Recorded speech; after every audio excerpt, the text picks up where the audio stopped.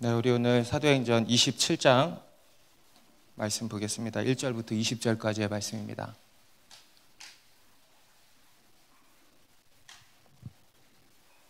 사도행전이 27, 28 두 장 나왔습니다. 27장 1절부터 20절까지의 말씀 저와 한 절씩 교독하겠습니다. 우리가 배를 타고 이달리에 가기로 작정되매 바울과 다른 죄수 몇 사람을 아우구스도 대의 백부장 율리오란 사람에게 맡기니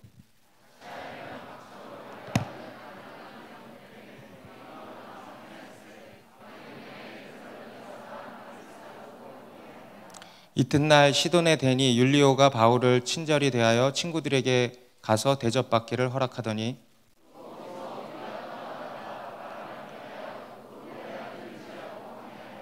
길리기아와 밤빌리아 바다를 건너 루기아의 무라시에 이르러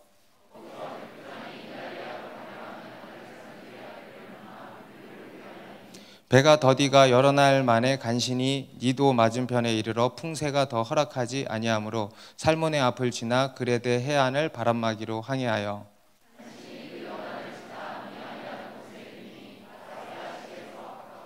여러 날이 걸려 금식하는 절기가 이미 지났으므로 항해하기가 위태한지라 바울이 그들을 권하여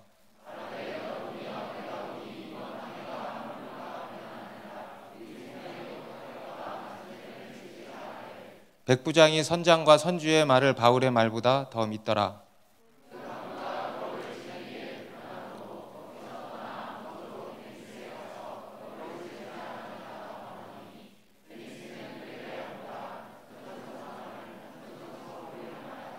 남풍이 순하게 불매 그들이 뜻을 이룬 줄 알고 닻을 감아 그레데 해변을 끼고 항해하더니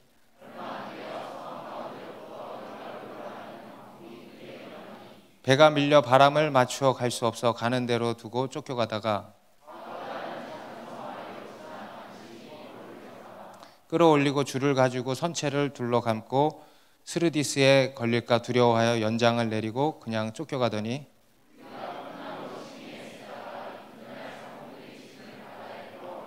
사흘째 되는 날에 배의 기구를 그들의 손으로 내버리니라.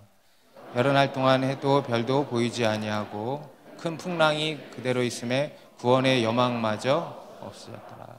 아멘. 네, 우리나라에 여러 관공서들이 있잖아요. 네, 우리 나라와 국민들을 위해서 수고하는 공무원들이 일하는 곳들입니다. 그 중에 제가 개인적으로 저는 관공서 다 잘 모릅니다. 별로 친하지도 않고. 근데 제 개인적으로 굉장히 불쌍하게 여겨지는 곳이 하나가 있는데 바로 기상청이에요. 기상청. 왜 그런지 아시겠죠? 우리나라 관공서 중에서 사람들에게 가장 욕을 많이 먹는 곳 중에 하나가 바로 기상청이 아닐까 싶습니다. 우리 얼마 전에도 보니까 국정감사 때 이제 정부 기관들 감사를 하는데 기상청 감사하는 날 날씨가 틀린 거예요. 또 기상청 감사하는 날 날씨가 틀려서 또 이렇게 국회의원들한테 지적을 받는 모습을 봤습니다. 심지어 좀 속된 말로 기상청은 구라청이다 이렇게 이야기를 하기도 하더라고요. 그런데 저는 그것을 보면서 참 기상청을 탓할 것이 아니라 여러분 우리 그리스도인은 그렇게 욕하면 안 되는 겁니다. 수고하는 분들이잖아요. 응원해주고 해야죠. 그리고 여러분 날씨가 어떻게 사람이 아무리 과학이 발달하고 수천억 대의 슈퍼컴퓨터를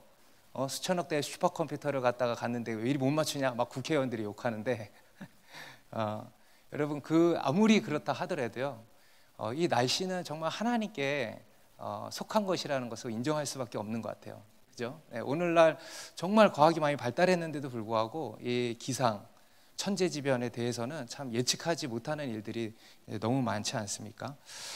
정말 하나님의 주권 아래에 철저히 이렇게 놓여 있다라는 것을 우리가 인정하지 않을 수 없겠습니다. 오늘 우리가 읽은 본문에도 보면은 이 날씨에 대한 이야기가 나옵니다. 이제 바울의 공식적인 마지막 전도 여행이죠. 로마로의 이제 여행인데 그때 만난 유라굴로라고 하는 거센 풍랑에 대한 이야기가 이제 오늘 본문의 이야기인데요. 우리 앞에서 바울은 예루살렘과 또 가이사랴에서 2년이 넘는 시간 동안 감옥에 이제 갇혀 있으면서 벨릭스 총독, 베스도 총독 그리고 아그리파 왕 가이사에게 수차례 재판을 받았습니다. 그리고 이제 바울이 내가 가이사에게 가서 재판을 받겠다 상소를 한 거죠. 그래서 이제 로마로 이제 가게 된 것입니다. 그리고 드디어 이제 오늘 그 로마로 향하는 날이 이제 온 것입니다. 오늘 본문 1절에 보니까 우리가 배를 타고 이탈리아에 가기로 작정됨에 바울과 다른 죄수 몇 사람을 아우구스도 대의 백부장 율리오란 사람에게 맡기니, 바울이 이제 때가 돼서 로마로 향하게 된 것입니다. 여기 보면 아우구스도 대의 백부장이라고 나오죠. 아우구스도 대는 부대 이름이에요. 부대 이름. 우리나라도 무슨 부대 이런 게 있잖아요. 아우구스도 대의 백부장, 이제 장관입니다. 그 율리오라고 하는 사람에게 이제 바울을 비롯한 여러 이송돼야 할 죄수들이 이제 맡겨진 것입니다. 매우 중요한 임무를 이제 맡게 된 거죠. 그리고 2절에 배를 타고 이제 로마로의 항해를 이제 시작했다고 합니다. 2절, 아시아 해변 각처로 가려 하는 아드라무테노 배에 우리가 올라 항해할새 마게도냐의 데살로니가 사람 아리스다고도 함께하니라. 이들이 탄 배가 이름이 굉장히 어렵죠. 아드라무테노, 제가 수없이 봤는데도 발음이 안 돼. 아드라무테노호입니다. 배 이름이에요. 그런데 이제 거기에 사람들이 탔는데 보니까 바울만 탄 게 아니고, 여기 보면은 우리라 그러죠. 우리, 그죠? 여기서의 우리는 누굴까요? 기본적으로 누가 포함되어 있습니까? 사도행전을 쓴 사람이 누구죠? 누가잖아요. 누가가 포함되어 있고, 누가를 비롯한 어떤 바울의 일행이 함께 했다라는 것이죠. 그리고 그 중에 한 사람을 소개하고 있는데 보니까 아리스다고라는 사람이에요. 여러분, 아리스다고 어디서 많이 들어봤죠? 사도행전에 은재가 끄덕끄덕하고 있어 지금. 사도행전에도 나왔고 서신서에도 나오는 사람입니다. 우리 앞에 에베소시에서 큰 소요 사건이 일어났잖아요.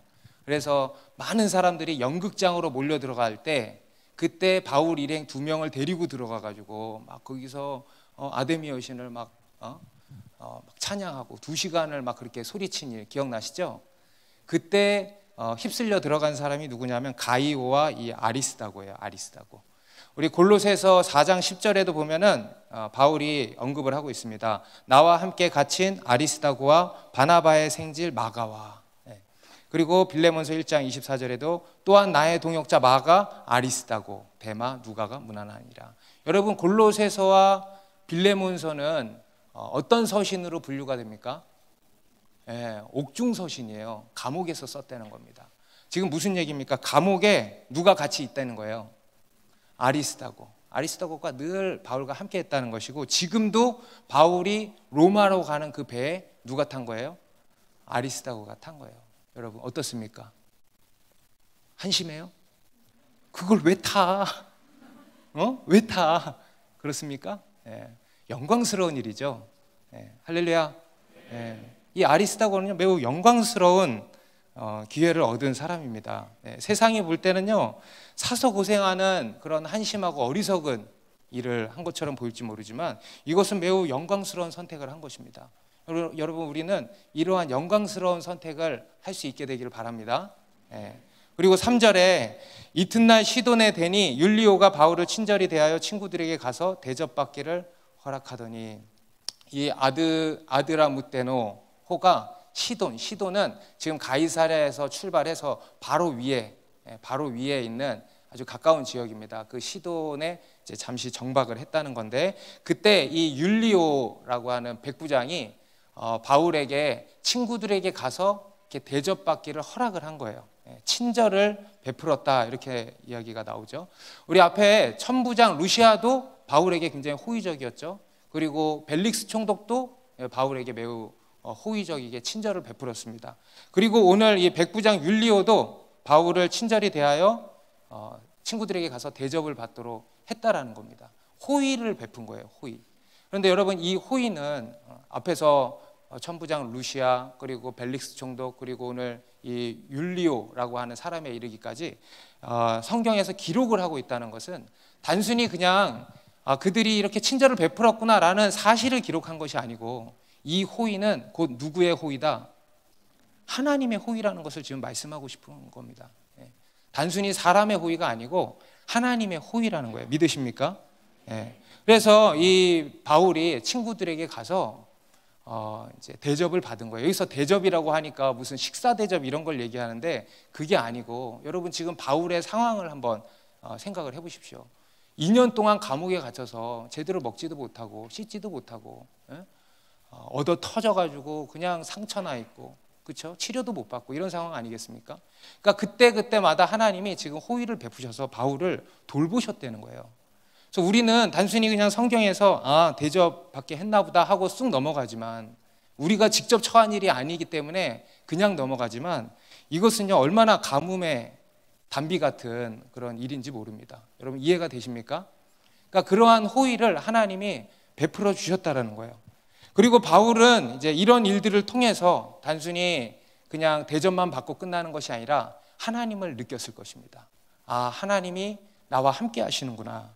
하나님이 나를 도우시는구나. 하나님 나를 버리시지 않았구나. 우리는 하나님이 나를 버리시지 않는다는 것을 머리로는 잘 알지만 왜 이리 의심을 하는지 모르겠어요. 그죠? 그렇죠? 머리로는 알잖아. 그죠?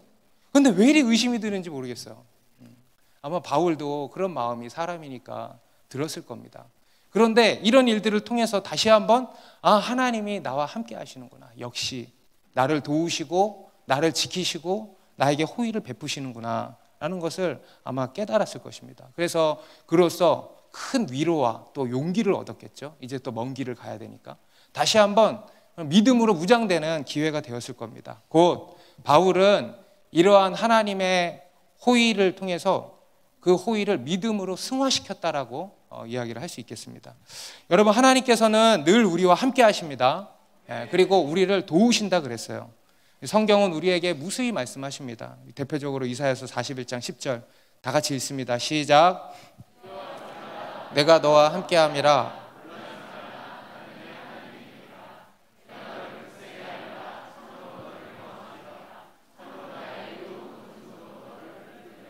네. 그 외에도 너무 많죠. 우리 성경에 색인에 한번 찾아보세요. 두려워 말라 하면요 수도 없이 나와요. 수도 없이. 하나님이 우리에게 무수히 말씀하시는 거예요. 두려워하지 말라. 내가 너와 함께함이라. 놀라지 말라. 나는 내 하나님이 됨이라. 내가 너를 굳세게 아니라 너를 도와주리라. 믿습니까 여러분? 하나님이 여러분에게 말씀하시는 거예요. 성경 말씀을 통해서 말씀하시는 거예요. 그리고 두 번째로 우리의 삶 속에 이런저런 사인을 통해서, 표징을 통해서도 계속 우리에게 말씀하시고 깨닫게 하신다는 겁니다. 우리 사사기 6장에 보면은 사사 기드온이 나오죠. 하나님께서 기드온이라고 하는 사람에게 찾아가셔서 내가 너를 통해서 이스라엘을 미디안에서 구원하겠다 말씀하십니다. 그때 기드온이 주님 그러시군요 하고 바로 믿지 않았어요. 하나님께 표징을 구했어요. 표징. 이 기드온은요 하나님께 다른 어떤 것을 구하지 않고요 표징을 구했습니다.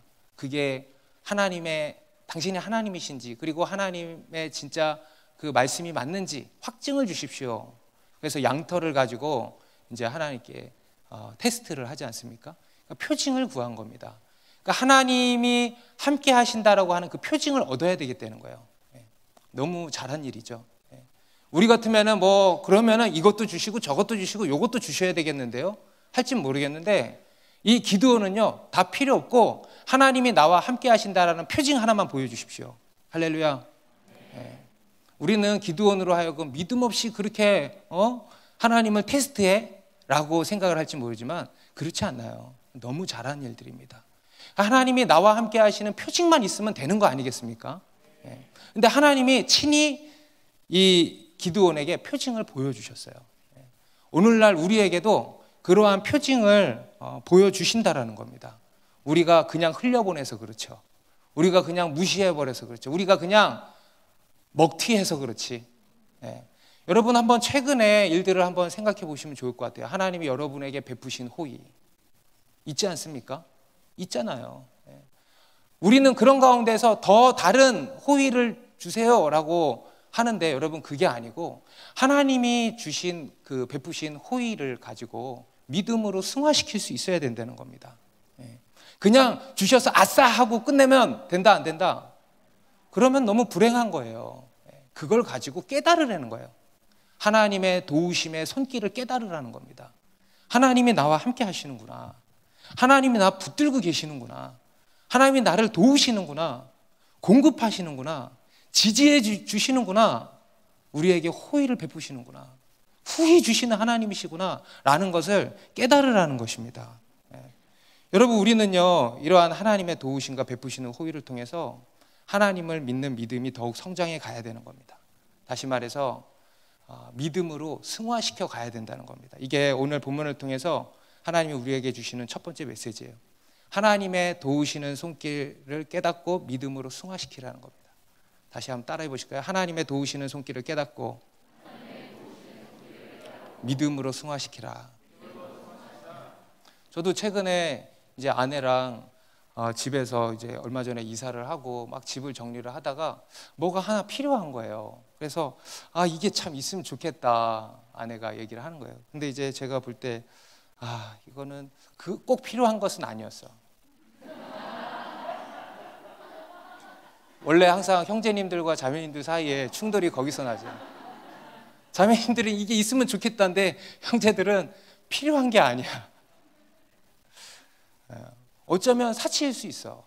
이런 생각이 살짝 들었지만 표현을 안 했어요.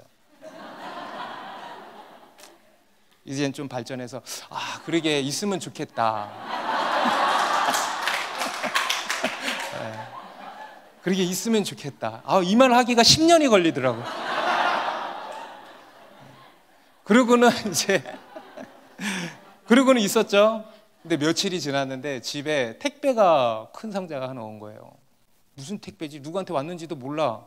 그냥 업체 이름만 써져 있어. 그래가지고 열어보니까 그 물건인 거야. 그래가지고 이제 우리 가운데 이러한 하나님의 호의가 경험되어진다는 겁니다. 그래서 이제 제가 그걸 가지고 하나님께서 선물로 주셨구나 이런 생각이 안 들 수 없죠. 그러면서 다시 한번 그냥 예전 같으면은 그걸 받고 좋다 그러고 끝났을 것인데 여러분 그게 아니고 그걸 통해서 하나님이 우리를 사랑하시는구나, 하나님이 우리와 함께 하시는구나, 하나님이 우리에게 좋은 거 주기를 원하시는구나, 인색한 하나님이 아니구나, 이러한 것들을 깨닫게 하신다는 거예요. 어제도 제가 이제 밤 늦게까지 사무실에서 설교 준비를 이렇게 하고 있는데 어제 막 너무 이제 피곤하고 좀 힘들었어요. 그래서 이게 집중이 잘 안 되는 거예요. 그러니까 이제 당이 막 땡기는 거야.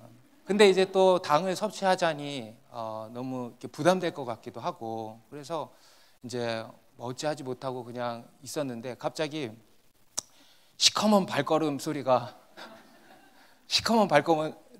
이렇게 막 들리는 거예요, 저쪽에서. 그러더니 문이 열리더니 시커먼 아이들 둘이 목사님 당 땡기실 것 같아서 야참을 준비해 봤습니다 하면서 평소에 안 하던 짓들을 하더라고요. 우리 교숙 패밀리들이. 그래서 토마토랑 그래 그래 바나나랑 포도주스랑 해가지고 정갈하게 해서 다 갖다 준 거예요. 그래서 제가 진짜 순삭했어요. 너무 당이 딸려가지고 너무 잘 먹었어요, 진짜. 그리고는 집중해서 이제 설교 준비할 수 있었는데, 그것도 여러분 뭐예요? 하나님이 기도도 안 했잖아. 근데 하나님이 내 필요를 다 아시는 거예요. 하나님이 우리 취향도 다 아시고, 여러분 오해하지 마세요. 하나님이 센스쟁이에요, 센스쟁이. 그래서 하나님이 이렇게 너무 격하게 반응하신다. 하나님이 이렇게 챙겨주신다라는 것을 되게 많이 느끼고 이렇게 위로도 받고 이렇게 했습니다. 저는 우리 더 사랑하는 교회도 여러분 하나님의 호의를 많이 베풀어 주시지 않았습니까? 우리가 이 코로나 팬데믹 2년 동안 많은 어려움들이 있었지만 그래도 이렇게 지금 이 자리에 살아있게 하셨잖아요, 그죠? 그리고 또 교회 이전이라고 하는 큰 일도 여러분 이것은 사실 우리가 그 안에 들어와 있어서 그렇죠. 기적이에요, 기적. 이게 제 시간에 완성이 되고 우리가 이렇게 예배를 드릴 수 있고 한 것들이요, 우리한테는 당연한 것처럼 보이지만 그렇지 않습니다, 여러분. 이게 다 기적이라는 거예요. 그래서 이게 저는 하나님께서 우리 교회 가운데 베푸신 기적이고 호의라고 믿습니다. 그런데 이 호의에 대해서 우리가 그냥 흘려보내면 불행한 일이라는 겁니다. 이것을 영원히 간직하시기 바랍니다. 우리 이것을 가지고 우리의 믿음으로 승화시켜야 한다는 거예요. 하나님이 우리를 사랑하시고 하나님이 우리에게 이렇게 최고의 것을 주시고 우리와 함께 하시고 우리를 도우시는구나 라는 것을 믿고 앞으로 산적한 많은 문제와 여러 전쟁들이 있잖아요. 그것들을 이 믿음으로 싸워나가는 거예요. 이러한 믿음이 계속 성장하는 우리 모두가 되길 바랍니다. 그리고 이제 4절부터 보면 이제 본격적인 항해가 시작이 되는데요. 보면은 항해가 결코 만만치가 않다는 것을 알 수 있습니다. 4절부터 6절까지 여러분들이 한번 읽어주세요. 시작. 또 거기서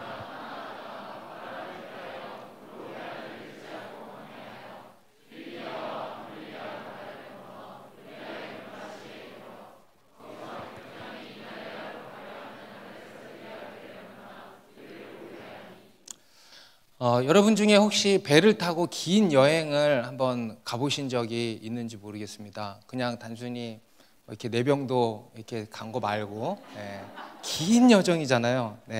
그리고 오늘날의 이런 현대 상선으로도 그 바다를 건너는 일은요 결코 만만치가 않습니다.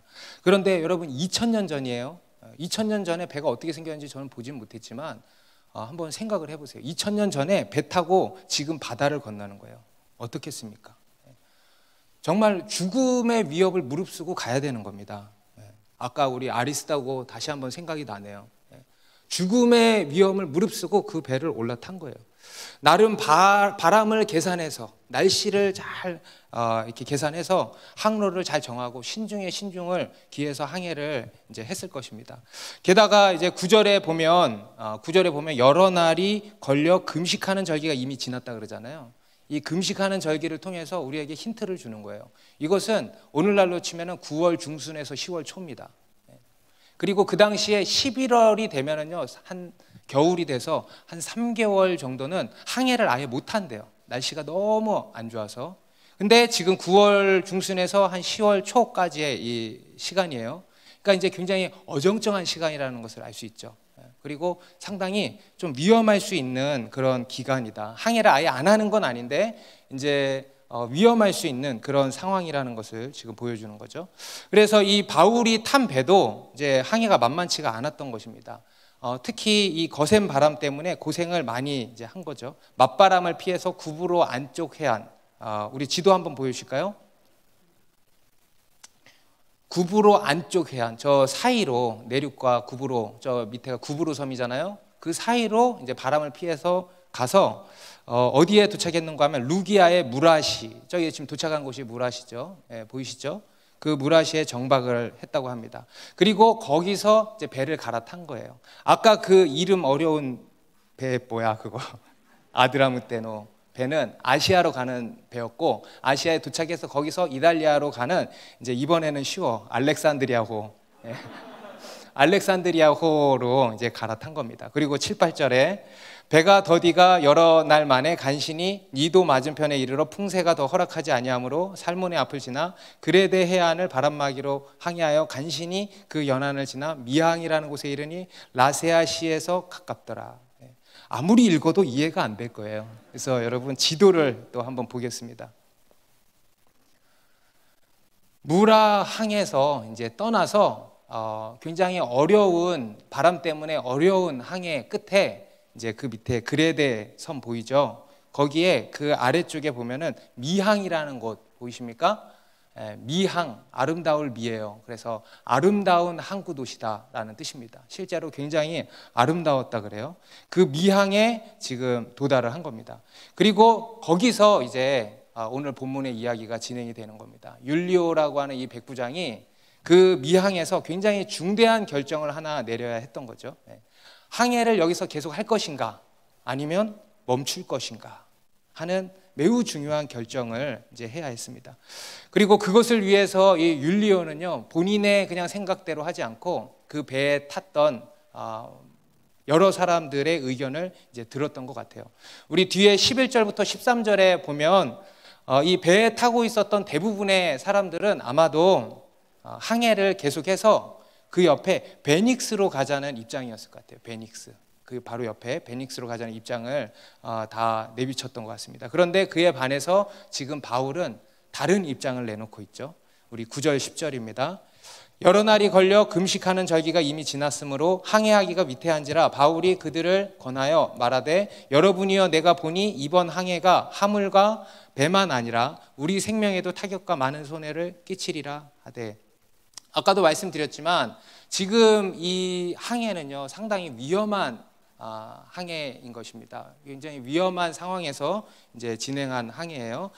그래서 그에 대해서 바울은 반대한 거예요. 내가 볼 때는 내가 보니 그러죠. 이번 항해가 매우 위험해 보인다는 겁니다.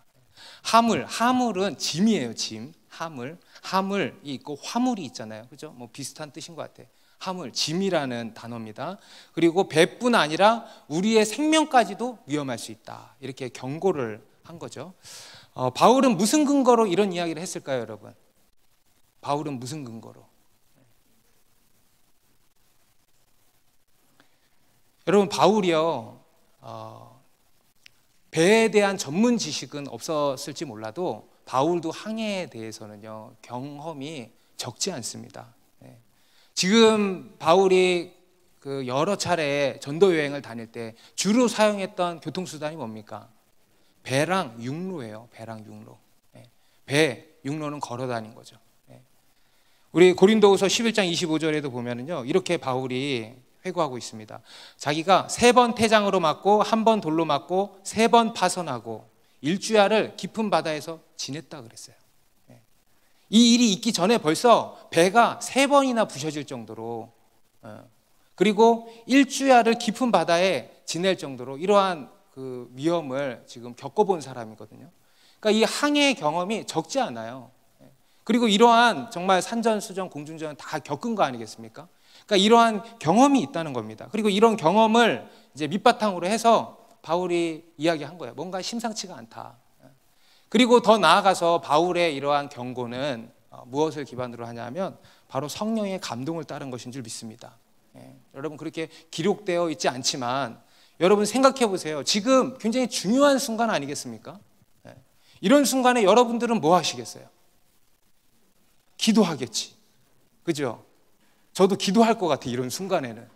우리도 기도하는데 바울은 안 했을까? 바울도 기도한 거예요. 하나님, 어떻게 해야 됩니까? 하나님, 어디로 가야 합니까? 어떤 결정을 내리는 게 좋겠습니까? 하나님께 물은 거죠. 그때 주님이 감동을 주신 거예요. 뭔가 위험하다는 감동을 주신 겁니다. 어쩌면 꿈으로 이렇게 주셨을지도 몰라요. 환상을 보여주셨을지도 몰라요. 그리고 최소한 어떤 위험한 신호의 감동을 주셨을 것입니다. 그리고 그 감동을 따라서 사람들에게 권한 거예요. 여러분, 내가 보니 위험합니다. 지금 진행하면 안 됩니다. 이렇게 얘기를 한 거죠. 여러분, 누구 말이 옳았습니까? 누구 말이 옳았겠어요? 바울 말이 옳았던 거예요. 대다수의 사람들은 항해를 계속 하자 그랬어요. 그런데 바울은 안 된다 그랬습니다. 누구 말이 옳았냐? 바울 말이 옳았던 거예요. 이제 뒤에 가면 우리가 볼 수 있습니다. 여러분, 우리가 흔히 누군가에게 선견지명이 있다라는 말을 하잖아요. 세상 말로 선견지명. 사전에 보니까 다가올 일을 미리 짐작하는 지혜를 선견지명이라고 그래요. 여러분, 이러한 선견지명을 가지기를 원하시죠? 그죠? 그런데 여러분, 하나님께서는 우리에게 이러한 선견지명을 주신다고 말씀하십니다. 세상 말로는 선견지명이고 이것을 우리는 하나님의 지혜라 그래. 한번 따라해 보세요. 하나님의 지혜. 또는 영적인 안목이라 그럽니다. 여러분, 우리 하나님께서는요, 그 하나님의 사람에게 하나님의 지혜를 주십니다. 곧 영적인 안목을 열어주세요. 영적인 안목이라는 것을 주세요. 아멘. 여러분들에게, 지금 앉아 계신 여러분 한 사람 한 사람에게 주시는 거예요. 이거는 목사님한테만이 아니에요. 저 뒤에 앉아 계시는 분에게도 주시는 거예요. 무엇을 주신다고요? 하나님의 지혜를 주신다는 거예요. 영적인 안목을 주신다라는 겁니다. 성경은 하나님께서는 하나님의 백성된 자들에게 특별한 신령한 하늘의 지혜를 주신다고 말씀을 합니다. 우리 잠언서 2장 6절에 같이 읽습니다. 대저 여호와는 지혜를 주시며 지식과 명철을 그 입에서 내시며. 하나님은 지혜를 주신다는 겁니다. 그리고 이 지혜는요, 세상의 것과 다른 차원의 하늘로부터 오는 아주 특별하고 신령한 그런 것입니다. 그리고 이제 우리로 하여금 그 하나님의 지혜를 가지고 그냥 너만 잘 먹고 잘 살아라 하는 게 아니고 세상을 선도하라고 하신다는 거예요. 오늘 본문이 보여주는 것이 지금 그거 아니겠습니까? 바울은요, 하나님이 주신 지혜를 가지고 세상이 어디로 나아가야 할지를 제시하고 있어요. 그게 우리 그리스도인의 삶이라는 것을 지금 보여주고 있는 겁니다. 오늘 이 이야기 말고도 성경에는 이런 이야기들이 얼마나 많습니까? 대표적으로 요셉의 경우, 여러분, 요셉, 하나님이 꿈을 해석할 수 있는 특별한 능력과 지혜를 주셨죠. 그래서 나중에 이 바로 왕의 꿈을 해석해 가지고 이제 앞으로의 미래를 알려주잖아요. 그래서 그 미래를 준비하게 하지 않습니까? 7년의 풍년과 7년의 흉년이 올 것을 예견하고 그 미래를 준비하게 하죠. 세상이 가야 할 방향을 제시해 주는 거예요. 하나님의 지혜를 가지고. 우리 다니엘도 마찬가지였습니다. 우리 다니엘서 1장 17절에 보면은 하나님이 내 소년에게 학문을 주시고 모든 서적을 깨닫게 하시고 지혜를 주셨으니 다니엘은 또 모든 환상과 꿈을 깨달아 알더라. 하나님이 다니엘에게 특별한 이런 지혜를 주셨다라는 거예요. 그리고 그 지혜를 가지고 바벨론 왕궁에 있으면서 느부갓네살 왕의 꿈을 또 해석해 줘가지고 앞으로 이 바벨론 제국의 미래를 알려주잖아요. 그리고 그 왕에게 어떻게 하라고 분명히 그 방향에 대해서 이야기를 해줬을 것입니다. 여러분, 우리 솔로몬 왕도 지혜의 왕이라 그러죠. 하나님이 그런 많은 지혜를 주셨습니다. 그래서 어떻게 했어요? 열국의 많은 왕들이 솔로몬 왕에게 와서 그 지혜를 듣고, 그리고 자기들이 나아가야 할 방향에 대해서 조언을 구하지 않았겠습니까? 솔로몬 왕이 그런 조언을 하나님의 지혜로 조언을 한 거예요. 이것도 마찬가지죠. 하나님의 지혜로 세상이 나아가야 할 방향을 제시해 주고 있다는 겁니다. 여러분, 이것은 요셉만이 아니에요. 다니엘만이 아니고 솔로몬만이 아닙니다. 우리의 이야기인 줄 믿습니다. 여러분, 하나님께서는요, 오늘날 우리 그리스도인들에게 이러한 지혜를 주신다는 거예요. 그리고 이 하나님의 지혜를 가지고 세상을 향해서 나아가야 할 방향을 제시해 줄 수 있어야 된다는 겁니다. 그러한 빛이 되게 하신다는 거예요. 여러분, 그것을 믿고 우리도 그 하늘의 지혜를 한번 구해보자는 거예요. 이것이 오늘 본문을 통해서 하나님이 우리에게 주시는 두 번째 메시지입니다. 하나님의 지혜로 이 세상을 선도하는 빛이 되라는 거예요. 아니, 우리는 그러한 빛이라는 거예요. 여러분, 예수님이요, 우리에게, 제자들에게 산상수훈에서 너희는 세상에 뭐라 그랬어요? 빛이라 그랬어요. 여러분, 자기를 향해 보세요. 여러분에게 하나님이 말씀하시는 거예요. 뭐라고요? 빛이라, 세상의 빛이라. 여러분은 특별한 사람들입니다. 너희는 세상의 빛이라. 이거 무슨 말입니까? 너희는 특별한 사람들이야. 여러분, 따라하세요. 나는 특별한 사람이다. 정말로. 우리는 특별한 존재예요. 우리는 세상의 빛입니다. 착한 행실을 통해서 도덕, 윤리적 차원에서도 빛의 역할을 하지만 오늘 이 말씀처럼 하나님의 지혜를 가지고 앞으로의 하나님의 일들을 우리가 알게 되는 거죠. 그리고 그로써 세상에게 어디로 가라고 제시하는 그런 빛이 돼야 된다는 거예요. 아니, 그런 빛이라는 것입니다. 그런 빛으로 살라는 거예요. 그래서 우리는 무엇보다 이러한 지혜를 구해야 된다고 성경이 거듭거듭 말씀하고 있는 겁니다. 우리 잠언서에도 보면 지혜를 구하라 그러잖아요. 우리 야고보서 1장 5절에도 같이 읽습니다. 너희 중에 누구든지 지혜가 부족하거든 모든 사람에게 후히 주시고 꾸짖지 아니하시는 하나님께 구하라. 그리하면 주시리라. 여러분, 우리가 기도할 때 이거 구해도 될까? 의심 들잖아요. 그죠? 그런데 의심하지 말고 구해야 될 게 있어. 뭐예요? 지혜를 구하라는 거예요. 지혜는 주님이 후히 주신다. 그리고 우리가 정말 구해야 할 것이 바로 이거라는 거예요. 하나님의 지혜. 이 하나님의 지혜가 뭐라 그랬습니까? 하나님을 깨닫는 거예요. 아멘. 여러분, 하나님이 위기 가운데서 도우신다라고 하는 하나님의 도우심의 손길을 깨닫고, 하나님이 이런 가운데서 어떠한 일을 행하시는가를 깨닫고, 곧 하나님의 경륜이죠. 하나님의 크신 뜻과 계획인 것입니다. 여러분, 그러한 것들을 깨닫는 것이 지혜예요. 이런 지혜가 우리 모두에게 있기를 바랍니다. 그러니까 이러한 지혜를 구하라는 거예요. 여러분, 주변에 지인들 중에 어디로 가야 할지 갈팡질팡 모르는 사람들 천지잖아요. 그죠? 그들을 위해서 기도해 보세요. 그들을 위해서 기도하십니까? 여러분? 여러분, 그들을 위해서 기도해 보세요. 우리는 특별한 사람들이라니까요. 하나님이 말씀해 주실 겁니다. 여러분, 우리에게 말씀하시지 누구에게 말씀하시겠어요? 그래서 그를 위해서 기도하면 하나님이 그의 인생의 길을 보이시고 인도해 주실 거예요.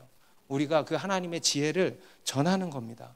여러분, 우리 공동체 안에서도 마찬가지예요. 진로의 문제, 그 외에 여러 사업상의 문제, 그리고 현실의 어떤 선택의 문제 앞에서 고민하는 지체들 위해서 같이 기도하시라는 거예요. 다니엘이 함께 기도했을 때 하나님께서 꿈을 보이시고 해석해 주셨죠. 그죠? 우리도 함께 그 지체를 위해서 기도할 때 지혜를 주시리라고 믿습니다. 그래서 내가 기도하는데 마음이 좀 불편하다 얘기해 줄 수 있는 거예요. 또 반대로 내가 기도하는데 마음이 평안해, 우리가 다 같이 평안함을 느껴, 이런 것들을 이야기해 줄 수 있는 거예요. 이러한 하나님의 지혜로 풍성한 우리 더 사랑하는 교회 되면 좋겠습니다.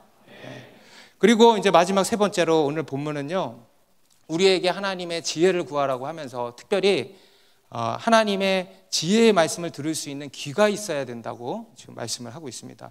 오늘 이 알렉산드리아호의 운명은요, 백부장 율리오라고 하는 사람에게 이제 달려 있었습니다. 그는 배를 타고 있던 여러 사람들에게 의견을 들었습니다. 그리고 바울의 의견도 듣지 않았습니까? 그런데 이제 어떤 결론을 내렸는가? 우리 11절에 나와요. 백부장이 선장과 선주의 말을 바울의 말보다 더 믿었다. 선장과 선주의 말을 더 들은 거예요. 왜? 그들의 말을 더 신뢰한 거죠. 여러분 같으면 누구 말을 들었겠습니까? 그 상황이면 솔직히라고 해야 꼭 솔직히 대답을 하죠. 바울, 그래, 니네는 잘났다. 저는 솔직히 선장 말 들었을 것 같아요. 선장만 들었을 것 같아요. 왜냐하면 전문가잖아요. 그죠?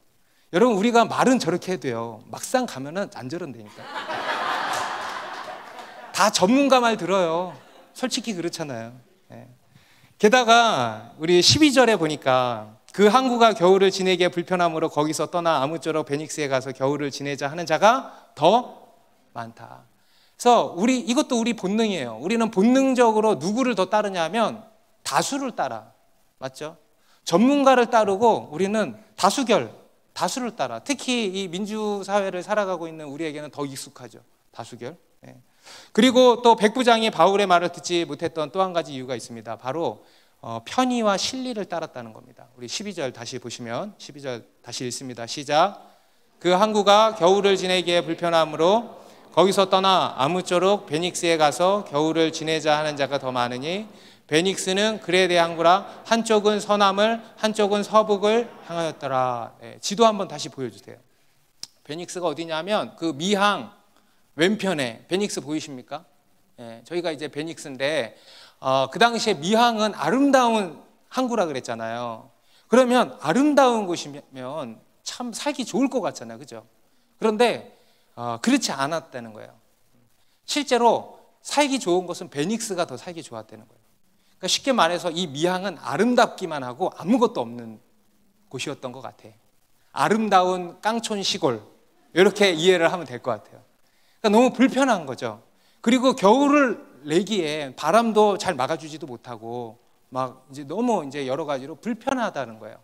그래서 이들이 어디를 가자 그랬냐면 베닉스를 가자고 한 거예요. 베닉스. 이 베닉스는 그래도 이제 살만한 곳이었던 곳으로 다들 이제 인식을 하고 있었던 거죠. 그래서 베닉스로 가서 보다 좀 편하게 지내자 이 말입니다. 이게 이 율리오가 바울의 말을 듣지 않은 또 한 가지 이유였습니다. 그리고 마지막으로 이 율리오가 선장과 선주의 말을 더 듣게 된 결정적인 이유가 뭐냐면 13절에 남풍이 순하게 불매. 따라해 보세요. 남풍이 순하게 불매. 순풍이 분 거예요. 순풍이. 그러니까 그들이 뜻을 이룬 줄 알았다. 우리가 맞았구나. 확신했다는 거예요. 마치 바울이 틀리고 그들이 맞았다라는 것을 증명해 보이는 것 같은 순풍이 지금 분 거예요. 여러분, 우리가 주의해야 될 게 이런 거라는 겁니다. 우리 아까 간증한 자매님도 봐봐. 교회 안 나오고 이렇게 있다 보니까 순풍이 불잖아. 그 불신자 남친. 순풍이 보이잖아요. 건물주에 외제차에 나 그런 사람 처음 봤네. 마음까지 따뜻한 사람. 여러분, 그런 사람은 이 세상에 있다 없다? 없다. 여러분, 그런 순풍에 속으면 안 된다는 거예요. 예. 정말 우리의 인생이랑 너무 비슷하죠. 예. 우리 인생에도 보면은요, 이런 순풍이 부는 것 같아요. 그래서 특히 우리 그리스도인들이 착각하는 것 중에 하나가 하나님의 뜻이구나 이렇게 확신해 버린다는 거예요. 물론 하나님의 뜻에는 또 형통함이 있습니다. 하지만 하나님의 뜻이 아닌 순풍도 있다는 것을 우리가 기억해야 돼요. 우리는 순풍에 조심해야 되는 겁니다. 이 순풍으로 확신을 가지고 이제 율리오가 딱 가기로 결정을 합니다. 그리고 그 결과 어떻게 됐냐? 바로 14절 같이 읽습니다. 시작. 얼마 안 되어 섬 가운데로부터 유라굴로라는 광풍이 크게 일어나니, 유라굴로는 북동풍이라는 뜻이에요. 그냥 이름이 간단해요. 뭐 되게 멋져 보이잖아요. 유라굴로. 북동풍을 유라굴로라고 하는 거예요. 북동풍. 북풍과 동풍의 합성어가 유라굴로예요. 좀 전까지만 해도 남풍이 순하게 불어왔거든. 마음도 따뜻한 형제가 였는데, 이게 보니까 얼마 안 돼요. 유라굴로라는 광풍으로 돌변해 버린 거예요. 여러분, 이러한 일들이 우리 가운데 얼마나 많이 일어납니까? 우리에게 주시는 교훈이에요. 이러한 인생의 순풍을 주의해야 된다는 겁니다. 우리가 주의하고 주님의 뜻을 잘 분별할 수 있어야 한다는 거죠. 여러분, 혹시 지금 내 인생 가운데 순풍이 불고 있습니까? 조심하셔요.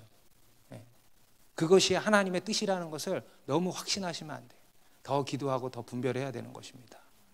그것이 하나님의 순풍인지 아니면 유라굴로를 가장한 순풍인지, 이것을 우리가 분별할 수 있어야겠습니다. 다시 정리하면 오늘 이 백부장 율리오는요, 전문가의 말을 들었습니다. 다수의 말에 귀를 기울였습니다. 편의와 실리를 더 추구했습니다. 그리고 눈에 보이는 순풍에 확신을 했어요. 다 종합해서 이거를 어떻게 이야기할 수 있냐면, 이 율리오는요, 눈에 보이는 것을 더 신뢰하고 의지했다라고 이야기할 수 있습니다. 어떤 경험이나 지식이나 확률, 눈에 보이는 거잖아요. 이런 것들을 더 신뢰한 거예요. 이것이 우리 인간의 본능 아니겠습니까? 여러분, 우리 인간은요, 본능적으로 눈에 보이는 것을 더 신뢰하고 따르게 되어 있습니다. 여러분, 우리 인간의 지혜는요, 다 이것을 기초로 하고 있어요. 눈에 보이는 어떤 것을 기초로 하는 거예요. 그리고 눈에 보이지 않는 것은 그닥 인정하지 않는 것입니다. 그런데 여러분, 우리가 알아야 될 게 뭐냐면요, 여러분, 이 세상에서 정작 중요한 것들은 다 눈에 보이지 않는다는 거 아십니까? 이 세상을 움직이는 힘은요, 결국 눈에 보이지 않는다는 것을 아십니까? 여러분, 공기 중요해요, 안 중요해요? 중요하죠. 돈보다 공기, 돈이랑 공기 중에 뭐가 더 중요해? 공기가 더 중요하잖아요. 근데 공기 눈에 보여요, 안 보여요? 햇빛 눈에 보여요, 안 보여요? 중력 눈에 보여요, 안 보여요? 여러분, 전기 에너지 눈에 보여요, 안 보여요? 그 외에 여러분, 이 세상을 움직이는 힘은요, 다 눈에 보이지 않는다는 거예요. 그 중에서 가장 중요한, 눈에 보이지 않는 가장 중요한 분이 누굽니까? 하나님, 창조주 하나님. 눈에 보이지 않는다는 거예요. 눈에 안 보이는 창조주 하나님이요, 이 세상을 창조하셨고 이 세상을 다스리시고 이끌어 가신다라는 겁니다. 하브 에커라고 하는 사람이 이런 이야기를 했습니다. 땅 위에 존재를 만들어내는 것은 땅 속에 있는 것이다. 그렇죠? 눈에 보이지 않는 것이 눈에 보이는 것을 창조한다. 맞는 말입니다. 이 사람 믿지 않는 사람인 것 같은데 이것이 자연의 원칙이다, 이런 얘기를 했어요. 눈에 보이지 않는 것이 눈에 보이는 것을 창조한다. 맞죠? 그런데 우리 인간은 어떻게 사는가 하면은 눈에 보이는 것을 전부로 여기고 살아간다는 거예요. 그게 전부인 줄 알고 그것을 의지하고 그것을 추구하며 쫓으며 살아간다는 겁니다. 너무 어리석은 거죠. 우리가 정말 보고 의지하고 따라가야 할 것은 눈에 보이지 않는 하나님이신데, 이 세상을 다스리시고 통치하시는 그 하나님을 우리가 바라보고 따라가야 하는데, 그러지를 않고 눈에 보이는 것에 반응하고 따라간다는 거예요. 여러분, 이것이 우리 인간의 모습이라는 거예요. 여러분들의 모습은 어떻습니까? 여러분들은 지금 무엇을 따르고 있습니까? 뭐에 반응하고 있습니까? 여러분, 우리 그리스도인은요, 눈에 보이지 않는 하나님을 보는 자들입니다. 그리고 그 하나님 앞에 문제를 들고 나아가고요, 그 하나님의 지혜에 귀를 기울이는 자들이 우리 그리스도인들이에요. 우리 열왕기상 3장에 가면 솔로몬 왕의 첫 번째 유명한 일화가 나오죠. 하나님 앞에 나아가서 1000번제를 드리고 하나님이 솔로몬 왕에게 나타나셔서 내가 내게 무엇을 줄고 너는 구하라 하신 일이 있었어요. 그때 솔로몬 왕이 뭘 구했습니까? 지혜를 구했어요. 지혜. 그리고 그 지혜는 구체적으로 9절에 이렇게 나옵니다. 누가 주의 이 많은 백성을 재판할 수 있사오리이까? 듣는 마음을 종에게 주사 주의 종을 재판하여 선악을 분별하게 하옵소서. 뭐라 그래요? 듣는 마음. 여러분, 지혜가 뭐라고요? 듣는 마음이에요. 여러분, 정말 그렇습니다. 아마 인생을 오래 사신 우리 장년분들 다 동의하리라고 저는 생각합니다. 우리 장년분들 동의하시면 끄덕끄덕 한번. 진짜 듣는 마음이 지혜예요. 듣는 지혜. 무엇을 듣습니까? 하나님의 말씀을 듣는 거예요. 하나님의 말씀을. 여러분, 하나님이 여러분에게 뭘 줄고 구하라 하면 뭘 구해야겠어요? 듣는 마음을 구하시기 바랍니다. 하나님의 음성을 듣게 되기를 원합니다. 하나님의 지혜를 듣게 되기를 원합니다. 전문가의 말, 다수의 말, 편의와 실리의 말, 그 외에 여러 세상의 말들이 얼마나 많습니까? 그런 가운데서 주의 음성을 듣게 하여 주십시오. 이것이 우리의 기도가 되어야 하는 줄 믿습니다. 그게 지혜예요. 그리고 하나님의 사람의 말을 들을 수 있는 마음, 그러한 듣는 마음이, 그러한 듣는 귀가 우리에게 있어야 한다는 겁니다. 그게 우리에게 있어야 하는 또 하나의 지혜인 거예요. 오늘 이 백부장 율리오와 그가 이끄는 알렉산드리아 호는요, 우리 인생의 축소판이라고 할 수 있습니다. 정말 우리 인생과 너무너무 닮았어요. 눈에 보이는 것만을 인정하고 의지하고 따라가는 우리 인간의 모습을 담고 있습니다. 그 배 안에 눈에 보이지 않는 하나님을 믿고 따라가는 한 사람이 있었던 거예요. 바로 사도 바울이죠. 여러분은 무엇을 봅니까? 무엇을 추구하고 무엇을 따라가십니까? 다시 말씀드리지만 우리 그리스도인은요, 눈에 보이지 않는, 눈에 보이는 것을 창조하신, 눈에 보이지 않는 하나님을 보는 자들입니다. 그리고 그 하나님이 이 세상을 다스리시고 앞일을 계획하시고 이끌어 가시는 역사의 주관자이심을 믿는 자들입니다. 그리고 그 하나님 앞에 나아가서 주님의 음성에 귀 기울이는 자들이에요. 그러한 지혜가 우리 교회 가운데 충만히 부어지기를 간절히 바랍니다. 기도하겠습니다.